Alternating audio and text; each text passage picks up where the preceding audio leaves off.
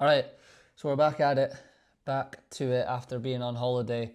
A lot's going on. Transfer market is heating up. It's getting interesting. It's getting really interesting. Mainly for one team in particular, and I hate kind of always kind of doing these videos when it pertains to Liverpool. But if you look across the whole of Europe, it really is Liverpool who are the team that are doing something that we haven't seen them do as a club. They've said themselves under Jurgen Klopp that they wouldn't do as a club. They're splashing the cash. They're the ones really, really splashing the cash this summer. We know they've signed Verts for about 125 million euros. They've just brought Ekitike in for 95 million euros. Sorry, Kerkez in for 46 million euros. Frimpong for 40 million euros. They've obviously got Marmashvili, who's coming from his loan, who cost around about 35 million last season, and they're now looking like the only team that is going to be in the conversation for Isak if he does leave Newcastle. So they've currently spent 308.68 million euros. And if Isak comes in, you're talking, what, another 130, I think it sounded like, at least minimum. Diaz is off to Bayern Munich. I don't like that, to be honest. I've made loads of videos saying I think we should keep Luis Diaz. I get why they've sold him. It doesn't seem like they're going to give him the next contract that he wants. He's going to be 30 in 2 years, and Liverpool have made the decision that they don't feel as if for what he's wanting wage-wise and to extend his contract, they're going to go ahead and do that. So I get it from a business point of view, I do. Excuse me.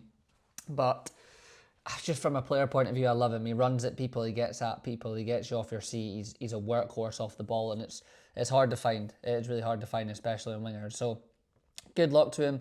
I think Bayern Munich's a bit of a random one. I don't feel as if Bayern have been a big force in Europe in recent times. It doesn't feel like they're getting back to that kind of fearsome force. If you draw Bayern Munich in the Champions League, of course, it's a difficult game. It's a big game. They're a huge club. They're a massive club.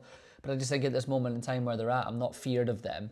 Luis Diaz will help that, obviously, don't get me wrong. But just with company in charge and everything, I don't know. It just seems a bit of a weird move. I know he's probably got his pay that he wants to get and, whatever, career short and everything, go get it, I guess. But yeah, just a bit random and sad to see him go.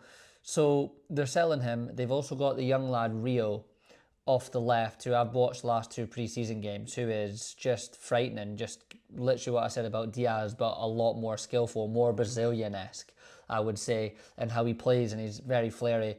Looks like he has a little bit of final product, but we'll see. I think he's only about 17 years old, so do they want to trust him probably being the backup to Gakpo on that left-hand side? But we'll see. They've spent all that money. And it's interesting as well to how to feel about it, because I've always said that, I don't want Liverpool to go and be like City and stuff like that, and just spend money and just buy it. I know we've spent money in the past, but it's exciting as a fan at the same time as well. I can't lie, and I get it. It's been a long, long time since I can remember a club acting like this. I mean, no one's truly ever really acted like this, apart from, kind of City and Chelsea when they first come around with the money and they really, really throw it. Newcastle looked like they wanted to do that. I'll touch on them in a minute, but they haven't been able to. So it's just a change. It's a real change from what we normally do.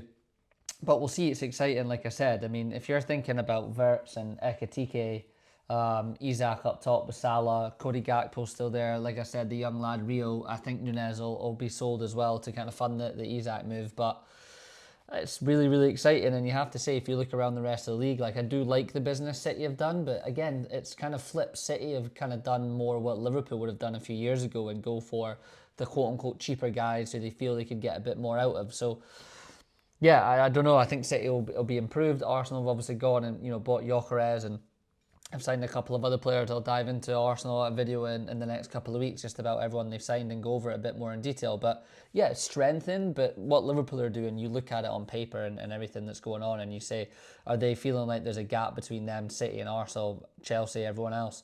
And they just want to keep that push forward to keep that gap going for the next kind of 2-3 years. But look, we all know just because you sign all these players and they're all deemed to be world-class and high-level players and everyone's very happy with the signings, doesn't mean that it's going to click and doesn't mean that it's going to work. So it still has to work on the pitch. There's a lot of change there. I'd say that could be a negative with changing players, changing staff, all those types of things. So we'll see. We will see how Liverpool get on, but they're the big movers and shakers. Be interesting to hear everyone's thoughts on Isak. I mean, he's not gone on tour He's not going to go back. I mean, there's still a world where he stays there. I remember, I've been comparing it to the Coutinho situation on my Twitter about, Coutinho still does stay, and then he then goes in January, and he actually has a really good period where he plays for us in that time period. It was potentially one of his best kind of moments of form for us. So there's a world in which Isak is still there come the end of the summer transfer window.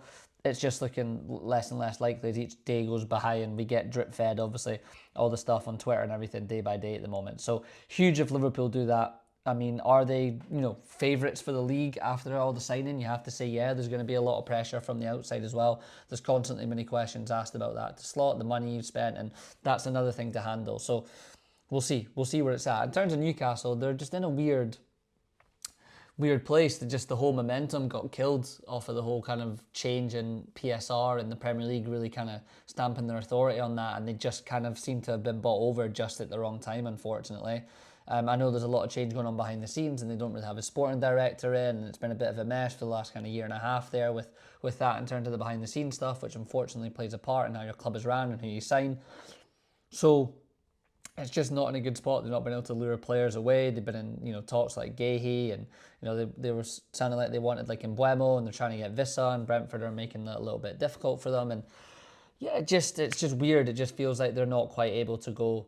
Well, they're not. It's not they're not quite able to. They're not able to go and do what City and Chelsea did in those time periods, and just kind of buy yourself up there and spend the money up there. They're going to have to do it through spending cleverly, good coaching, and kind of getting everything right. Which at the end of the day, look, is how the game should be. It shouldn't just be about how much you can spend.